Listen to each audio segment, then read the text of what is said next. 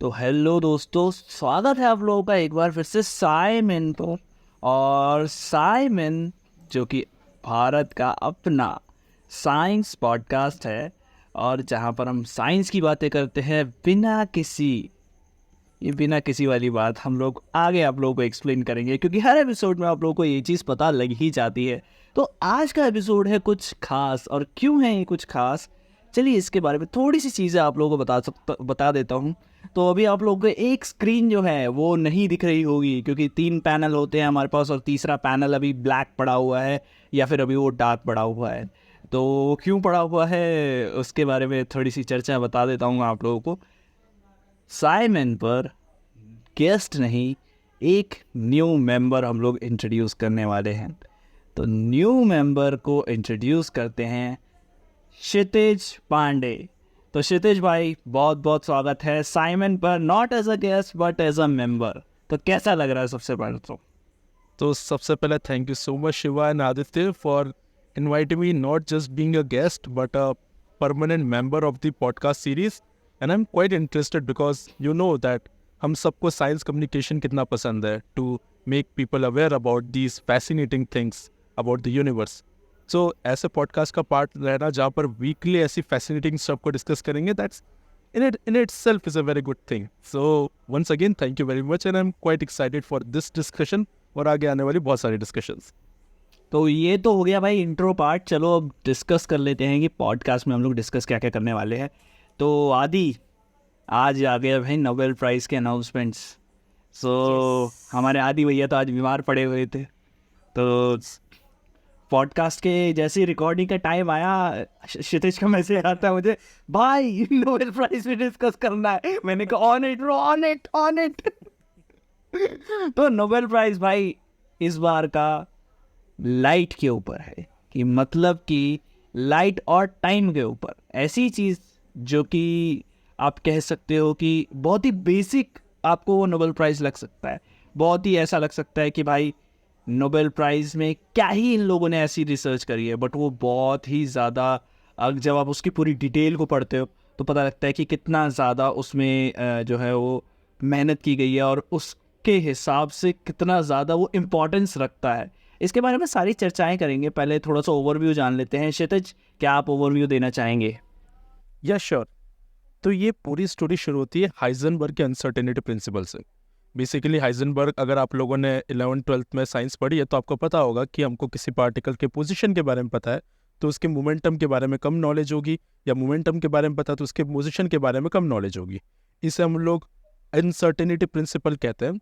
तो uncertainty principle के हिसाब से ये होता है कि अगर मैं किसी इलेक्ट्रॉन के पोजीशन को देख पा रहा हूँ तो मुझे इसके मोमेंटम के बारे में कम पता है, जो मैंने अभी अच्छे से समझाया।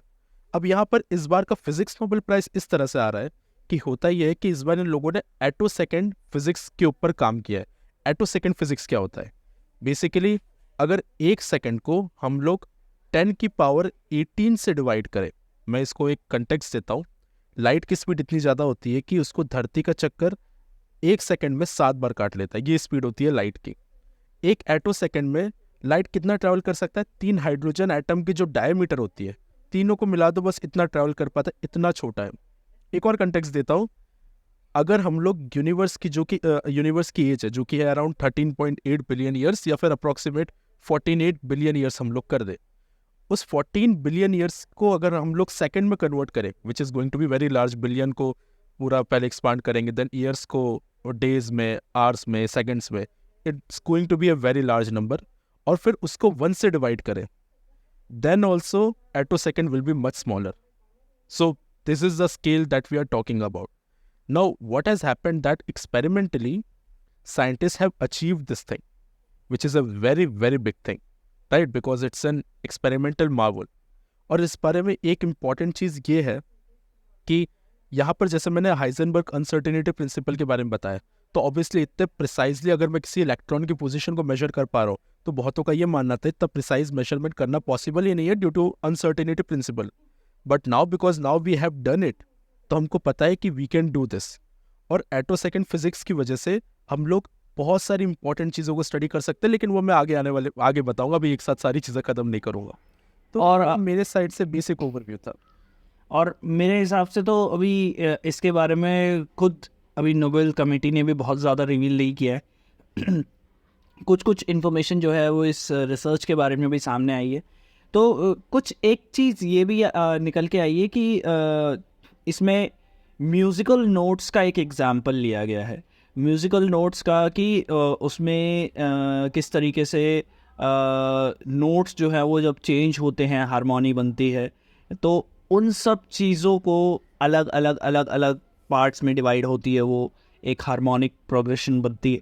तो उस तरह से लेकर ये एटोफिज़िक्स का जो टाइम है, जो एटो सेकेंड का टाइम है, उसको अचीव किया गया है। मतलब क्या है बेसिकली कि आपको लाइट को, मतलब कि लाइट के ऐसे गन्स, अगर मैं कहीं गलत हूँ तो बताना क्षितिज, लाइट के ऐसे गन शॉट्स प्रिपेयर किए गए हैं जो उतने प्रिसाइज हो कि एक पर्टिकुलर इमेज जनरेट की जा सके इलेक्ट्रॉन की एक एटम के अंदर, या फिर एक पर्टिकुलरली एक एटम का पूरा स्ट्रक्चर जो है वो कैप्चर किया जा सके। तो उस लाइट गन से, गन कहना पता नहीं ठीक है कि नहीं है, बट वो गन शॉट्स की तरह काम करेगा कि मतलब लाइट के उतने छोटे पैकेट्स हैं। अब यहाँ इसको क्वांटा से भाई कंफ्यूज मत कर लेना। लाइट के वो छोटे पैकेट्स हैं जिनको मतलब कि आप फायर करोगे तो उससे इमेज जनरेट कर सकते हो। बेसिकली हमिंग बर्ड का एग्जांपल लिया गया था यहाँ पर कि हमिंग बर्ड के एग्जांपल से उन्होंने ये बताया था कि जब आप हमिंग बर्ड को देखते हो, जब आप देख रहे हो हमिंग बर्ड को अपने पंख फड़फड़ाते हुए, तब आपको क्या दिख रहा है, वो फज सा दिख रहा है, वहाँ पर ब्लर सा दिख रहा है। बट वो ब्लर आपको तब नहीं दिखेगा जब आप उसको हाई स्पीड कैमरा में देखोगे, क्योंकि हाई स्पीड कैमरा जो है उसका डिटेक्टर इतना सेंसिटिव है कि वो उस मोशन को डिटेक्ट कर लेगा। सो उतना सेंसिटिव डिटेक्टर जो है वो ऑब्जर्वेशन के लिए बनाया गया, एंड देन उससे वो मोशन को कैप्चर किया गया जिस मोशन को हाइजेनबर्ग ने बोल दिया था, भैया अगर आपने मोशन कैप्चर कर लिया तो पोजीशन को भूल जाओ, पोजीशन कैप्चर कर ली तो मोशन को भूल जाओ। तो कुछ इस तरीके की बात हुई है। तो इसमें नोबेल प्राइज़ इम्पॉर्टेंट क्यों है, थोड़ी सी वो बात करेंगे, एंड देन उसके बाद थोड़ा आगे बढ़ेंगे।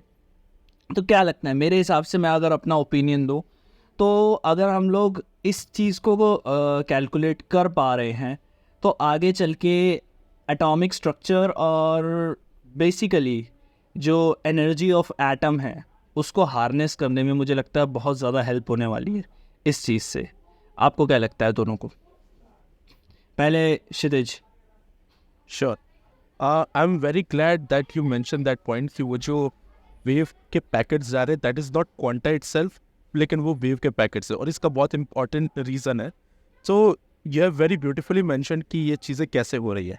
मैं इसमें ऐड ऑन ये करूँगा कि बेसिकली मेजरमेंट या किसी चीज़ को एक्सपेरिमेंट साइंस में करने के दो तरीके होते हैं।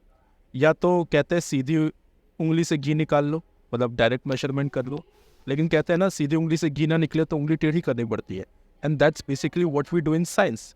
अगर हम किसी चीज़ को डायरेक्ट मेजरमेंट नहीं कर सकते तो हम लोग अलग अलग तरीके निकालते हैं। जैसे आपको शायद पता होगा इवेंट होराइजन टेलीस्कोप अर्थ के जितना बड़ा टेलीस्कोप नहीं बना सकता था, तो उन्होंने अलग अलग जगह पे करके उसको इफेक्टिवली उतना बड़ा बनाया।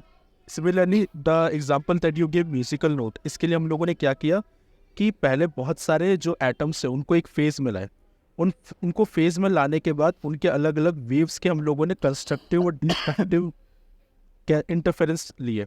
कंस्ट्रक्टिव डिस्ट्रक्टिव बेसिकली ये होता है कि सेम फेज के अगर लाइट वेव होंगे तो एक दूसरे को एम्पलीफाई करेंगे, अपोजिट फेज के होंगे तो एक दूसरे को ख़त्म करेंगे। तो इस तरह के अलग अलग एटम्स के फेजेस को लेकर उन सब को कंबाइन करके एक पर्टिकुलर हारमोनी जो बन रही थी, जो कि अभी शिवा ने बहुत ब्यूटीफुली बताया कि एक म्यूजिकल हारमोनी का एग्जांपल देते, उसमें हमारे पास अल्टीमेटली जो एक वेव आ रहा था जब वो सारे एटम्स फेज में थे। ये बहुत ही कंस्ट्रेंट एनवायरनमेंट में है, लेकिन समहाउ ये पॉसिबल हुआ, और उस तरीके से हम लोग ये एटो सेकेंड वेव तैयार कर पा रहे थे, एटो सेकेंड पल्स वाली लाइट तैयार कर पा रहे थे। इसके दो तरीके हैं, लेकिन इट डजेंट मैटर बिकॉज अब उनसे भी एडवांस चीज़ें बन चुकी है। ये फर्स्ट टाइम 1980s में दिया गया था, उसके बाद से इसके ऊपर बहुत कम। सो इसके ऊपर एड ऑन मुझे ये करना था, बाकी ओवर टू आदित्य। एक चीज़ आदित्य से पहले मैं एक चीज़ बोल दूँ भाई, 1980s में अभी नोबेल प्राइज़ दिया जा रहा है। नोबेल प्राइज़ ऐसे ही दिए जाते हैं, इस पर चर्चा कभी और होगी कि इतने पुराने साइंस पर आज जाके जब वो प्रूव हो जाते हैं, जब वो एक्चुअली प्रूव हो जाते हैं, और क्या क्या चीज़ें होती है नोबेल प्राइज़ को देने के क्राइटेरियाज कभी आगे डिस्कस करेंगे। आदि। फर्स्ट टाइम कहना ना तो जस्ट ओके। हम्म। यार देखो, सबसे पहली बात साइंस तो मतलब आप दोनों ने ही बताया दिया कि किस सब चीज़ें हो रही है, लेकिन just as a normal human being एक उस चीज़ को ग्रास्प करना कि मतलब वेव के पैकेट्स को एक्चुअली में प्रोजेक्ट करना, it's fascinating in an itself, मैं कहना चाहूँगा। And the most important thing is, जैसे कि सतीश भैया ने कहा कि यूनिवर्सल स्केल का जो कॉन्टेक्ट था, इट इज़ वेरी अमेजिंग कि नंबर्स कितने बड़े। At the same time it is beautiful because we are playing at that level, and yet at the subconscious or at the core we can't even comprehend the scale. So it's again, we're working towards grasping it, and yet we are still way far towards actually getting to that milestone. So that's kind of amazing. Nice. Basically अभी के तौर पर मेरे को सबसे अच्छी चीज़ ये लगी भाई, पिछला वाला जो नोबेल प्राइज़ था उसका भी मैंने एक मतलब एक चार्ट सा जो आता है या जो पहला एक फ्रंट आर्टिकल होता है वो पढ़ा था, उतना कुछ समझ नहीं आया था, बट इसमें इतना ब्यूटीफुली एक्सप्लेन किया गया है, उसका लिंक डिस्क्रिप्शन में आप लोगों को मिल जाएगा। वो आर्टिकल एक बार आप जाके पढ़िए जो ऑफिशियली नोबेल प्राइज़ की साइट पे है, नोबेल कमेटी की साइट पे है। वो आर्टिकल पढ़ने से मुझे पता लगा एक्चुअल में कि ये मतलब इसको समझना काफ़ी आसान हो गया। तो अभी तो पूरी तरीके से मैं ये नहीं कहूँगा कि भाई मैं भी समझ गया हूँ या फिर अभी पूरी तरीके से मैंने इस चीज़ को पकड़ लिया, बट हाँ इतना समझ आ गया कि मैं आप लोगों को थोड़ा बहुत उसके बारे में बता सकता हूँ। तो वो बहुत ब्यूटीफुली एक्सप्लेन किया गया, वो उसके बारे में आप लोग डिस्क्रिप्शन में जाके ज़रूर चेकआउट कीजिएगा, लिंक आप लोगों को मिल जाएगा। And then let's move on to the other. Moving on, just one important thing. Actually, I was waiting for this part. So now we have know कि किस तरह का Nobel Prize मिला है. What are the benefits that we are going to get? एक बहुत ही important application है जो है to study the process of photosynthesis. Photosynthesis probably सबको पता होगा जो ये podcast सुन रहे हैं. But at the same time, it is one of those phenomena जिसके बारे में हमको बहुत कम पता है. क्यों? Because here quantum biology actually works, right? Now what happens, this quantum biology works because electrons जो निकलते हैं, electrons एक सेल से दूसरे सेल से तीसरे सेल में सुपरपोजिशन की मदद से जाते हैं, जिसको ट्रैक कर पाना बहुत मुश्किल होता है। But because of this attosecond physics, now we can actually track the position of those particular electrons. So in a way हम लोग ज़्यादा efficiently जान पाएंगे कि वो एक्साइटॉन्स कैसे काम कर रहे हैं, और इन अ वे वो सुपरपोजिशन प्रोसेस कैसे काम कर रहा है। ये क्वांटम कंप्यूटर्स के लिए इंपॉर्टेंट है। Let me tell you why. Because quantum mechanics में डिकोरेंस नाम की एक चीज़ होती है। मैंने अपने सीरीज में ये सारी चीज़ें बहुत अच्छे से एक्सप्लेन की है, but in simple words normal environment पे क्वांटम मैकेनिक्स वर्क नहीं करती बिकॉज नॉइज और टेम्परेचर की वजह से। समहाउ बायोलॉजी में ये चीज़ वर्क कर रही है। हमारे बॉडी के अंदर डीएनए म्यूटेशन में क्वांटम टनलिंग होती है, प्लांट्स में फोटोसिंथेसिस में सुपरपोजिशन होता है। तो ये कैसे हो रहा है, that's a big question mark. Attosecond physics की मदद से हम लोग वो सारे प्रोसेस डिटेल में स्टडी कर सकते हैं, and maybe, not sure, but maybe we might be able to come up with a very good answer. So ये एक पॉइंट था जो मैं ऐड करना चाह रहा था। बहुत बहुत बढ़िया भाई, मतलब if you know it you know it, ये वो वाला मोमेंट है कि अगर आपने उस चीज़ को पर्टिकुलरली सोच लिया है जो क्षितिज ने बोला है कि लिटरली हम लोगों को जो पता है फोटोसिंथेसिस होता है, वो सिर्फ पता है कि होता है, कैसे होता है क्योंकि थोड़े थोड़े लेयर्स खुलते रहते हैं ना। 12th क्लास में आप लोगों ने पढ़ा कि फोटोसिंथेसिस में कॉम्प्लेक्स कंपाउंड जो है वो इन्वॉल्व होते हैं। कॉम्प्लेक्स जो कंपाउंड है मैग्नीशियम का, वो क्लोरोफिल बनाता है, एंड देन उससे किस तरीके से लाइट वो होती है। बट अब एक और आयाम जुड़ गया है वहाँ पर कि भाई आप वो जो एक्साइटेड इलेक्ट्रॉन्स हैं उनको किस तरह से आप स्टडी कर रहे हो, तो काफ़ी जो है इससे हमें आगे चल के मदद मिलेगी।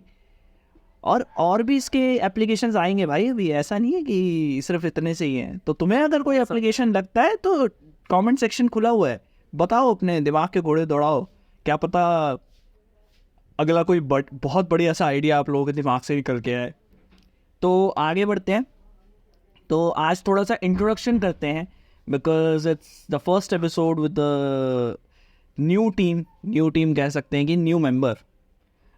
तो सबसे पहले जानते हैं. तो क्षितिज, एक चीज़ है जो हमारी कॉन्वर्सेशन के बीच में बहुत ही ज़्यादा प्रोमिनेंट रही है, astronomy, astrophysics, cosmology and the one and only our own physics. So astronomy और एस्ट्रोफिज़िक्स का जो डिफरेंस है, आज उसके बारे में थोड़ी सी चर्चा हो जाए. क्योंकि सबसे पहले तो जानना चाहेंगे आपका जो कोर रिसर्च जो है वो किस में रहा है, एंड उसके बाद जानते हैं कि क्या डिफरेंस है इन चीज़ों में. डेफिनेटली. सो एस्ट्रोनॉमी और एस्ट्रोफिजिक्स और कॉस्मोलॉजी, इन तीनों के बीच के डिफरेंस बताने से पहले थोड़े ह्यूमन इवोल्यूशन की बात होगी, ज़्यादा नहीं, बहुत बेसिक टर्म्स. सो आप सबको पता होगा, या जिनको नहीं पता उनके लिए बताया था कि वर्ल्ड की सबसे पुरानी साइंस है एस्ट्रोनॉमी. क्यों? हमारे जो पूर्वज हुआ करते थे वो आसमान में तारों को देखते थे, उनको देख के क्यूरियोसिटी होती थी ये तारे कहाँ हैं, किस तरीके से हैं. For some reason humans are very good at recognising pattern. तो हम लोगों ने वो कॉन्स्टलेशन बनाए जिनका कोई सेंस भी नहीं है नेचर में देखा जाए, बट हम लोगों ने वो कॉन्स्टलेशंस बनाए, हमने अलग अलग इवेंट नोटिस किए. तो ये था ह्यूमन काइंड की प्रोग्रेस, जहाँ पर हम लोग इवेंट्स देख रहे हैं. इस चीज़ को हम लोगों ने नाम दिया एस्ट्रोनॉमी. एस्ट्रोनॉमी को स्टडी करते करते एक फेस ये आया कि चलो हम लोगों ने ये पता कर लिया कि ये जो वाइट चीज़ें आसमान में दिख रही है, जो कि हम तीनों के बैकग्राउंड में दिख रहा है फिलहाल, ये सारी चीज़ें होती है स्टार्स, जो कि सन की तरह है. बहुत सारे डिटेल एस्ट्रोनॉमिकल ऑब्जेक्ट्स की मदद से हम लोगों ने पता किया. बहुत सारे रिसर्चर का इसमें कंट्रीब्यूशन था, वो जो कि बहुत सालों तक चला. फास्ट फॉरवर्ड, अब हमको ये पता चल गया ये सारे स्टार्स हैं, लेकिन अब ये स्टार्स काम कैसे कर रहे हैं. एस्ट्रोनॉमी में मेरे पास जो टेक्निक आई थी, उससे मैं ये तो पता कर सकता हूँ कि ऑब्जेक्ट कैसे मूव कर रहा है, ये चीज़ें कैसे काम कर रही हैं, लेकिन मैं ये नहीं पता कर सकता कि ये चीज़ें एक्चुअली में अंदर से वर्क कैसे करी, स्टार कैसे बर्न हो रहा है, ब्लैक होल्स कैसे बन रहे हैं. इसके लिए टर्न्स आउट पहले से एक फील्ड डेवलप हो चुकी थी जो इसमें बहुत काम आ रही थी, जिसे हम लोग कहते हैं फिजिक्स. तो एस्ट्रो या मीन्स स्पेस, जहाँ पर हम लोग फिजिक्स अप्लाई कर रहे हैं, वो फील्ड बन गई एस्ट्रोफिजिक्स. अब एस्ट्रोफिजिक्स स्टडी करते करते हमारे पास फिर से एक प्रॉब्लम आई. जब हम लोग एस्ट्रोफिजिक्स को स्टडी कर रहे हैं, तो चलो मैंने ये पता कर लिया कि जनरल रिलेटिविटी की वजह से चीज़ें कैसे मैसिव ऑब्जेक्ट के आसपास मूव कर रही है, ब्लैक होल्स और ये सारी चीज़ें कैसे काम कर रहे हैं. लेकिन अब मैं यूनिवर्स को इन जनरल स्टडी करना चाह रहा हूँ. यूनिवर्स को इन जनरल स्टडी करने के टाइम पे मुझे एक अलग ही फील्ड को इंट्रोड्यूस करना पड़ रहा है, जो कि आई जनरल रिलेटिविटी से ही है, जो कि फिजिक्स का ही पार्ट है, but it is itself a field, very big field, because उसमें हम लोग यूनिवर्स को फ्लूइड की तरह देखते हैं, अलग अलग फ्लक्चुएशंस देखते हैं, और इस फील्ड को हम लोगों ने नाम दिया कॉस्मोलॉजी. तो सबसे पुरानी चीज़ आई एस्ट्रोनॉमी, जिससे आई एस्ट्रोफिजिक्स थोड़ा डिटेल में जाने के लिए, और फिर हमको जब पूरा universe as a whole study करना पड़ा, देन वी नीडेड कॉस्मोलॉजी. और इस तरीके से ये तीनों चीज़ें आई, और ये था मतलब डिफरेंशिएशन तीनों का. मैं इसमें एक एनेक्डोट देना चाहूँगा एस्ट्रोनॉमी और एस्ट्रोफिज़िक्स पे, कि एस्ट्रोनॉमी डे के बारे में हम लोगों को पता है, मई में आता है एक सैटरडे पे. सेकंड सैटरडे होता है या फर्स्ट सैटरडे होता है शायद, तो मई में आता है. And I made a video on रोजेंडर. So I made a video and then I mentioned 2 names, एक एस चंद्रशेखर एंड एक M N. Saha. So I said कि ये इंडियन एस्ट्रोनॉमर्स है. And the moment I publish the video, I got a call from doctor Ajay Ghatak कि बेटा ये जो तुमने बताया है, M N. Saha is not an astronomer, is an astrophysicist. मैंने कहा सर क्या फ़र्क पड़ता है? सर कह रहे बेटा बहुत फ़र्क पड़ता है. राइट.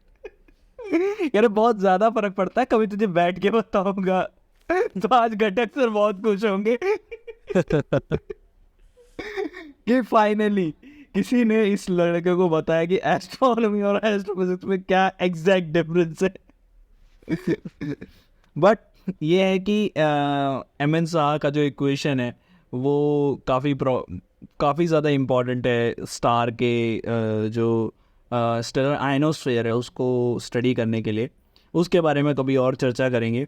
बट आदि, तेरा फर्स्ट एनकाउंटर कब हुआ था मेरे भाई एस्ट्रोनॉमी से? एस्ट्रोनॉमी से सो यार देखो, ये तो मतलब सबकी स्टोरी सेम ही होगी मेरे हिसाब से, बट देखो जब गर्मियाँ होती थी previously we didn't have inverter and stuff and all fancy stuff, so सब छत पे सोते थे, okay, and that time because I live in a suburban area में, एंड तो स्काई ना काफ़ी क्लियर होता था, सो आई ऑलवेज वंडर्ड कि ट्विंकल क्यों कर रहे हैं, like I was always fascinated, like it's a general story, मतलब कि सबको वही लगता हुआ कि यार दिस इज क्यूरियस, या एंड दैट इंट्रिक्ट में कि यार कुछ तो है, कुछ तो करेंगे इसके related, although I was not एक इंटरप्शन, थाउजेंड्स ऑफ ईयर के इवोल्यूशन में एक चीज चेंज नहीं हुई। अभी फैसिनेशन वही स्टार्स को देख के आ रहा है। yes, wow, well said. या मतलब ये चीज़ पास्ड ऑन हुई है फ्रॉम जनरेशन टू जनरेशन में भी, yes, so that's the thing which intrigued me towards it. यार the sky is the biggest graphic design for our, तो Yes. अपन ग्राफिक्स को ही तो देख के इंट्रीग होते हैं ना। स्काई से बेटर कलर्स और स्काई से बेटर चीज़ कहाँ मिलती है अपने को। पहले के टाइम पे तो लाल नीले पीले तारे सारे देखने को मिलते थे, आज के टाइम पे तो स्काई एकदम डार्क है। बिल्कुल सही। स्काई डार्क मतलब लाइट पोल्यूशन की वजह से या we can't see the star in its full glory, sky in its full glory. तो एक चीज़ है जो ह्यूमन की वजह से ह्यूमन को ही फिर ये आ रहा है फॉर ऑब्जर्वेशंस। मैं थोड़ा पिवट करूँगा डिस्कशन को। हाँ ओके, तो जैसे कि हम बात कर रहे थे नोबेल प्राइज़ के बारे में कि हमने लाइट के वेव पैकेट्स बनाए and then we detected that. Similarly speed of light को मेजर करना, we actually measured the round trip of light, right. So अगर आपको पता होगा, अगर आपने मैं रेफरेंस देना चाहूँगा वर्टेसियम की एक वीडियो है, वेयर ही मेंशंस कि वी आर नॉट श्योर कि लाइट की स्पीड इज 3 लाख किलोमीटर पर second. The reason being it is because it's a round trip, right? So it can be like कि जो starting point होता है जैसे हम लाइट को emit कर रहे हैं, लाइट को फायर कर रहे हैं, may be light is accelerated at that point and फिर जहाँ पे रिफ्लेक्ट करती है एंड फिर वहाँ से रिटर्न करती है। So there could be a chance that light is accelerated at a greater speed than the speed of light that we assume so, and again it reflects and again it accelerates and decelerates and the average out is 3.8 kilometer per second. So I would like to know your insights कि how does भाई तो मतलब मेरे दिमाग में जो पुराने सवाल है वो सारे उठाए जा रहा है कि मतलब देखो, फर्स्ट ऑफ ऑल मेरा सबसे पहला सवाल यही होता है जब भी कोई लाइट की बात करता है, that why the hell light is like have a constant speed in some particular mediums. ठीक है, कि पानी में उसकी एक पर्टिकुलर कांस्टेंट स्पीड है और ग्लास में उसकी एक पर्टिकुलर कांस्टेंट स्पीड है, वैक्यूम में उसकी एक मैक्सिमम स्पीड है। तो ये सब कहाँ से आ रहा है और कहाँ से, मतलब अगर मैंने कोई मीडियम बीच में रख दिया तो वो वापस से स्पीड रीगेन कैसे हो रही है, मेरे को ये समझने में हमेशा प्रॉब्लम हुई है। और ये मेरे को आज तक समझ नहीं आया है कि अगर मैंने ग्लास रख दिया बीच में तो पाथ तो डेविएशन मैं समझ जाता हूँ कि ठीक है पाथ डेविएशन हो रहा है, बहुत सिंपल सी चीज़ है वो। लाइट की स्पीड रीगेन कैसे हो रही है, उसमें वो एनर्जी कहाँ से आ रही है? मैं थोड़ा कंट्रीब्यूट करूँ इसमें। बिल्कुल yes आपको starting from Shiva's question. So basically everything in the universe which has zero rest mass is going to travel with the speed of light, जो कि बहुत ही सिंपल सा स्टेटमेंट है। एग्जाम्पल दूसरा है ग्लूऑन। ग्लूऑन का भी मास जीरो होता है। ये ग्लूऑन बेसिकली वो पार्टिकल्स होते हैं जो न्यूक्लियस के बीच में एक्सचेंज होते हैं, जिनकी वजह से स्ट्रॉन्ग न्यूक्लियर फोर्स लगता है। तो ग्लूऑन्स जो होते हैं वो भी मासलेस होते हैं, वो भी लाइट की स्पीड से ट्रेवल करते हैं। तो सिमिलरली लाइट की speed, it is not about the speed of light, it is about the speed of causality. Causality को मैं समझाता हूँ। कॉजालिटी होता है यूनिवर्स में किसी भी इवेंट या किसी भी कॉज को होने की जो सबसे फास्टेस्ट स्पीड है, that is the speed of causality. Causality की मदद से ही मैं आदित्य के क्वेश्चन का आंसर करने का ट्राई करूँगा। आई विल नॉट से कि मैं पूरा समझा पाऊँगा, but I will try my best. So ये मैंने एक चीज़ क्लियर कर दी कि कॉजालिटी जो यूनिवर्स में फास्टेस्ट स्पीड है वो हम लोग देख सकते हैं। तो पहला coming back to Shiva's question की चीज़ें स्लो कैसे होती है, क्या होती है। लाइट के केस में it is an electromagnetic wave, same old physics, मतलब इलेक्ट्रिक कंपोनेंट है, मैग्नेटिक कंपोनेंट है। हम लोग आसपास जो भी चीज़ें सब बने एटम्स से, एटम्स के अंदर इलेक्ट्रॉन्स है, सो बेसिकली उसके अंदर इलेक्ट्रिक फील्ड आ गई। कोई भी इलेक्ट्रोमैग्नेटिक वेव जाएगी किसी भी मीडियम में जिसके अंदर इलेक्ट्रॉन है, इसका मतलब उसके इलेक्ट्रिक फील्ड से इंटरेक्ट करेगी। अगर वो उसके इलेक्ट्रिक फील्ड से इंटरेक्ट करेगी, so now there is a disturbance as long as there is a disturbance there is a change in its speed. जैसे ही हम लोग उसको बाहर निकालेंगे, सो यू सेड ना कि लाइट की एनर्जी कहाँ से आ रही है. लाइट की एनर्जी नहीं आ रही है, लाइट की एनर्जी कम हो रही है. दैट्स वाई उसकी इंटेंसिटी कम हो जाएगी, उसकी एनर्जी ओवरऑल कम हो जाएगी. But the thing is, normal object अपनी अगर काइनेटिक एनर्जी लूज करता है तो वो करता है वेलोसिटी के फॉर्म में, राइट? तो जो इन जनरल जूल में कम होता है. लाइट भी जूल या इलेक्ट्रॉन वोल्ट जो भी लो उसमें अपनी एनर्जी लूज करेगी, but that will happen in the form of its frequency और वेवलेंथ, जो भी बात कर लो उस फॉर्म में होगी. उसकी स्पीड चेंज नहीं होगी. नॉर्मल ऑब्जेक्ट में स्पीड भी चेंज होगी तो उससे भी हम लोग कर सकते हैं, लेकिन लाइट एनर्जी कम करेगी, लेकिन वो इस तरीके से कम करेगी ताकि उसकी स्पीड कांस्टेंट रहे. तो लाइट के लिए सबसे इंपॉर्टेंट या ग्लूऑन के लिए सबसे इंपॉर्टेंट है, लेकिन वो भी लाइट की बात करूंगा बिकॉज ये मीडियम के हो रहा है. सबसे इंपॉर्टेंट उसको स्पीड कांस्टेंट रखना है. एनर्जी लॉस हुई, ये तो एनर्जी लॉस हो गई, स्पीड कांस्टेंट रखना है. तो चलो एनर्जी इस तरीके से लूज कर देते हैं, फ्रिक्वेंसी बढ़ा देते हैं ताकि स्पीड वैसी रहे. सॉरी, फ्रिक्वेंसी कम कर देते हैं, उल्टा बोला मैंने, कम कर देते हैं ताकि स्पीड उसी तरीके से रहे. So I think it was a bit clear. अगर कुछ कन्फ्यूजन हो तो पहले यहाँ पर बता दो. नहीं, बहुत सही. मतलब एक तरीके से काफ़ी चीज़ समझ तो आई.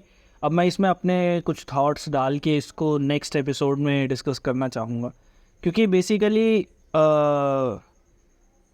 ये चीज़ जो है कि ये बहुत लोगों का क्वेश्चन रहता है कि why light, speed of light जो है वो डिफरेंट इन डिफरेंट मीडियम का तो पता समझ में आ जाता है, वो 10वीं क्लास में ही बता देते हैं. 12वीं क्लास में आके लोगों को ये समझ में नहीं आता कि ये रीगेन कैसे हो रही है स्पीड. तो वो समझना लोगों के लिए बहुत ज़्यादा ज़रूरी है. तो फिर जब ऐसे सवालों के जवाब नहीं मिलते हैं तो मेरे ख्याल से लोग फिज़िक्स पे ब्लेम करना शुरू कर देते हैं कि सारी अजम्पशंस से चीज़ें चल रही हैं, जो कि नहीं हो रहा होता है.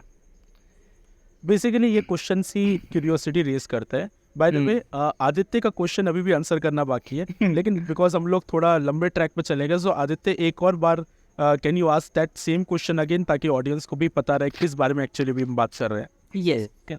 So I'll reframe the question. Okay. Yes. So I'm firing a beam of light towards the moon. Okay. Moon पे मैंने रखा है reflector. So firstly, how do we calculate the speed of light? Right. So the best way is to fire beam of light from here to moon.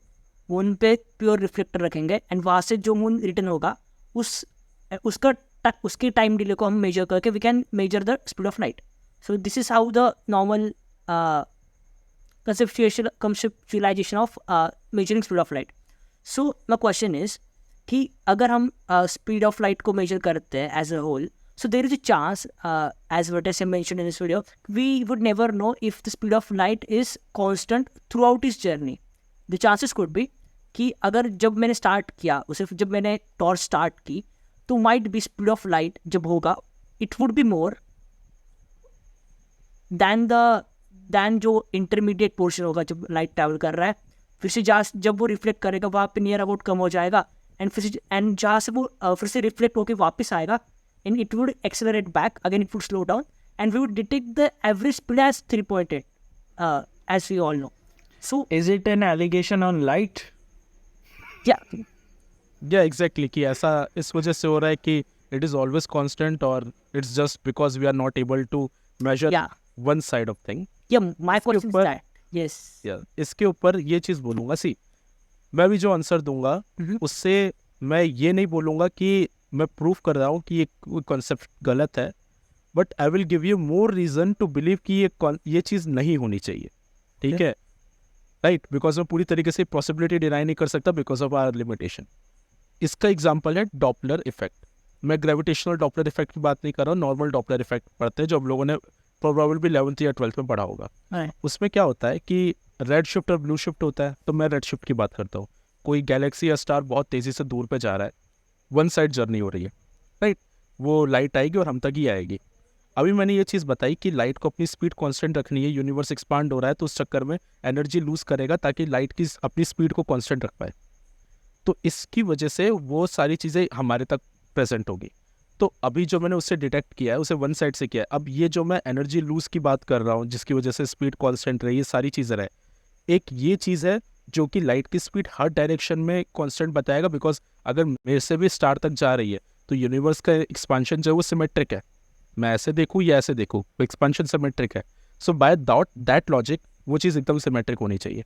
दूसरी चीज़, आगे से जाके वापस आना एक is not a very symmetric case. इसके ये पता चलेगा कि there is a particular let's से ईथर विंड और एनी अदर थिंग, ठीक है, जिसकी वजह से ये सारी चीज़ें हो रही है, विच इज़ इंट्यूटिव नहीं है, ये तो नहीं बोलूँगा मैं, because nothing is intuitive, but ये चीज़ बोलूँगा कि इसको सपोर्ट करने के लिए कोई ऐसा प्रॉपर लॉजिक नहीं। इट्स लाइक कि मैंने स्पीड ऑफ लाइट को एक्सप्लेन करने के लिए एक और रीज़न दे दिया, ठीक है, मुझे खुद को पता है कि ये गलत हो सकता है, but just because of our limitation we can not prove that it is wrong.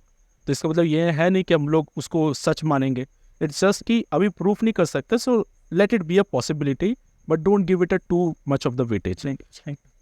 तीसरी और थर्ड मोस्ट इंपॉर्टेंट चीज़, हम लोग के जो लाइट को मेजर करने की जो हम लोग की लिमिटेशन है, that is because we are made up of electrons.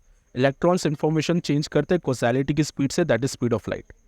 तो जब हम लोग, हमारी बॉडी, हमारे इंस्ट्रूमेंट, हम लोग ही कॉज़ैलिटी से रिस्ट्रिक्टेड हैं, so how can we measure something which is going beyond causality, चाहे वो आके जाना हो, मतलब जाते के आना हो, like the way you said, हम लोग उसको मेजर नहीं कर सकते। तो अगेन एज आई सेड, मैं इस पॉसिबिलिटी को डिनाई नहीं कर सकता, बट एटलीस्ट ये कन्विंस कर सकता हूँ कि इसके होने के चांसेस कम। राइट, मे बी इसके ऊपर और भी एक्सप्लेनेशन हो जो I don't know, but this is what my understanding is. That pretty good.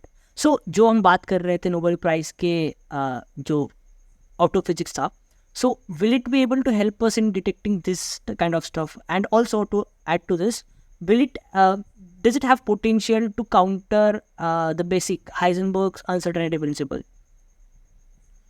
See, it is not actually countering Heisenberg uncertainty principle, बल्कि उसको फर्दर वैलिडेट कर रहा है, क्योंकि हम लोग बहुत प्रिसाइजली पोजीशन जान रहे हैं तो उसकी मोमेंटम नहीं जान पा रहे, जो कि फर्दर प्रूफ हो रहा है।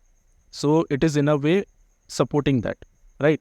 और दूसरी चीज़ कि आई डोंट थिंक कि लाइट के इस हाइपोथेसिस को प्रूव कर पाएंगे, बिकॉज अभी भी हमारे इंस्ट्रूमेंट की लिमिटेशन वही है। So I don't think that thing works there. Okay, so I think आज के लिए हम पॉडकास्ट को यहाँ पर समाप्त कर सकते हैं, क्योंकि हम लोगों को छोटा ही पॉडकास्ट रखना था। So let's keep it like, हम लोग यहाँ पर इसको रखते हैं। जनता के लिए मैं एक सवाल छोड़े जा रहा हूँ कि काफ़ी सारे साइंस फिक्शन में, काफ़ी सारे पॉपुलर साइंस डॉक्यूमेंट्रीज़ में आप लोगों ने ये चीज़ देखी होगी, what if we travel through speed of light, what if we travel through speed of light in a engine और समथिंग और लाइक दैट। बट मैं एक सिंपल सा आप लोगों को थॉट एक्सपेरिमेंट देके जा रहा हूँ। What if you travel through speed of light? क्या होगा अगर आप स्पीड ऑफ लाइट से ट्रैवल करोगे? और मैं ये नहीं कह रहा हूँ कि आपने कोई प्रोटेक्शन गियर लगाया, अभी आपको फ्लैश ने उठाया, लेके भागा इतनी दूर से कि वो स्पीड ऑफ लाइट से लेके भाग रहा है आपको, आपके ऊपर कोई प्रोटेक्शन गियर नहीं है, क्या होगा आपका? क्या आप डिसइंटीग्रेट हो जाओगे? क्या आप बचोगे? क्या आप नहीं बचोगे? क्या आप टाइम ट्रैवल करोगे? क्या? अपने दिमाग के घोड़े दौड़ाओ यार, और कमेंट सेक्शन में सारे जवाब लिखो। कमेंट सेक्शन में भर दो मतलब कि जवाब से कि आप लोगों को क्या क्या जवाब आते हैं। इस बारे में हम लोग नेक्स्ट पॉडकास्ट में ज़रूर डिस्कस करेंगे। मैं, क्षितिज, आदि, हम तीनों डिस्कस करेंगे, और एक अच्छा सा जो आंसर होगा हम लोग शाउट आउट भी देंगे आप लोगों में से जिसका भी बहुत ही ज़्यादा करीबी आंसर होगा। तो इस क्वेश्चन के साथ हम लोग पॉडकास्ट को समाप्त करते हैं। तो thank you very much, thank you Adi, thank you Kshitij for joining, and बड़ा मज़ा आ रहा है यार दोबारा से साइमन पे। होपफुली इस बार हम लोग 2 एपिसोड लगातार कर पाए। ओके, तो थैंक यू वेरी मच। यहाँ पर पॉडकास्ट तो होता है समाप्त, अब थोड़ी सी बातें अपन लोग कर लेते हैं।